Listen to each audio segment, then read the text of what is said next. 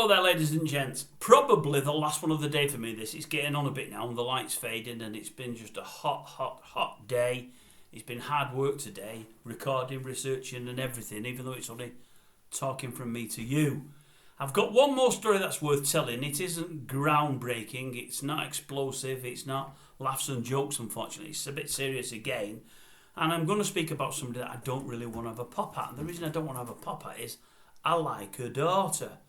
I've mentioned it on here before. Anyway, the woman in question is Carole Middleton. That's old Kate's mother. Kate Williams' wife. I've said on here before. She's my favourite royal by a country mile. But I was reading something about her this weekend. The company that she's ran for many years, since I think 1987, has recently gone under, or as good as gone under. And there's lots of people very, very unhappy. Lots of people almost certainly not getting paid. And lots of people, I think, trusted her as much as anything else because of who she is and her links to the monarchy. And they thought, obviously, that they could trust her for this reason.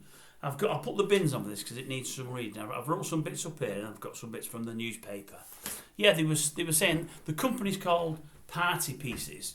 They started trading in 1987 as a sole trader. And for those that don't know what that means, is a sole trader means I've got my own company and I'm dealing with you, and you. If I get into any difficulties and I owe you any money, I've got to pay you. If I don't pay you, you can come for me and make me pay you. If you don't make me pay you, you can bankrupt me, you can go for my house, you can go for everything and anything. Most people don't have companies set up that way. They have what they call limited companies, limited liability. That means should your company go under and I owe you money, you come for me, and if I've not got it, you've had it, you whistle for it, you've no chance. You don't get it, the company's gone under, I can't afford to pay you, that's it, wash my hands and I walk away. Whether I've got property or not, you can't do anything about it. Now, this company, Party Pieces, was a sole trader until recently, more about that in a moment, which would have meant if she'd have gone under and owed any money, people would have been able to get it off her. It's now tied up, so that isn't the case, it cannot happen. It's up to her whether she decides to pay or not. Now, if she's got no money, she couldn't necessarily pay. But then again, if she's got money in the bank or property, then obviously she could. And this is according to the newspaper I read it in. The company, as I say, has gone under recently. They owe £2.6 million worth of debt. Okay, started trading in 87 as a sole trader. In 2019, and that date's important. In 2019, 4 years ago now, they went to a limited company, which means should it go under, then nobody's got any right to go for her after she says she can't pay. She just closes the company up or sells it on. The latter is what ended up happening. The same year she went sole trader, they got one of these COVID loans from the Royal Bank of Scotland for 219,000. That won't get paid either. So that's they can whistle for that at the Royal Bank of Scotland.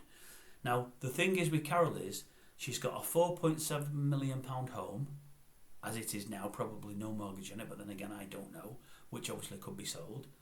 She's had a flat in London that I think Kate and her sister used to live in from time to time when they were in college down there. I think she bought it for £750,000 and sold it for £1.5 million, so she's made good money there.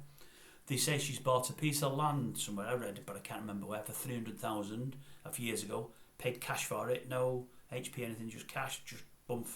So the money was there, things were liquid. Her kids had gone to school, to private schools, which were charging $7,300 per term. All three children went to private schools. And then they went to college at £43,000 per year. So $7,300 a term is the 3 terms, 4 terms a year, 28, 30,000. And then college, 43,000.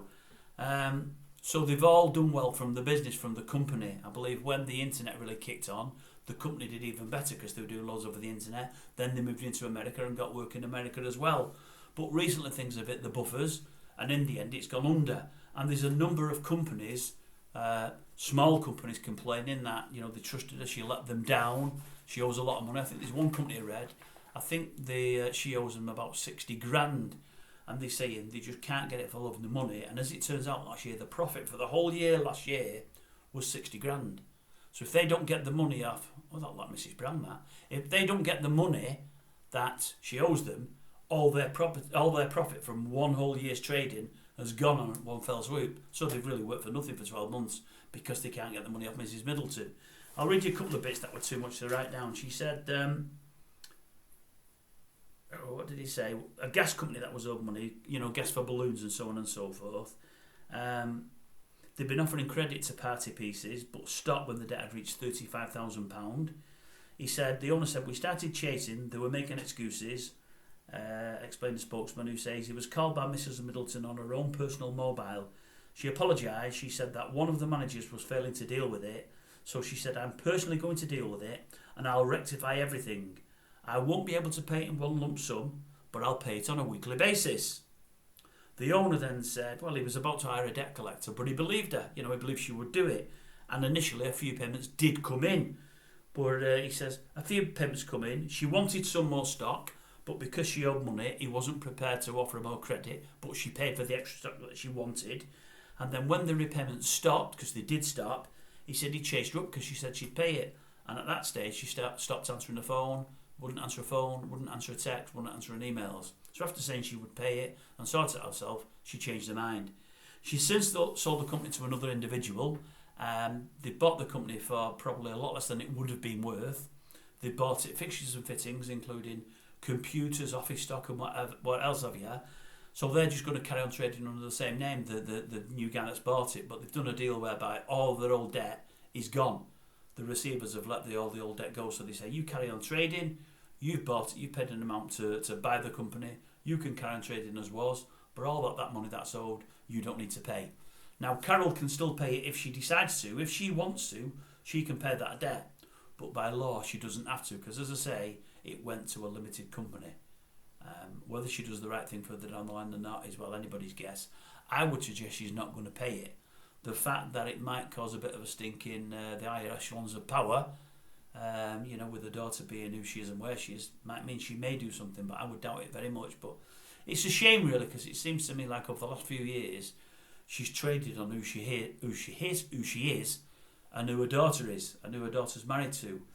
And that's a shame for all these small businesses that aren't going to get paid, but that's life, I suppose. But anyway, just thought I'd share it.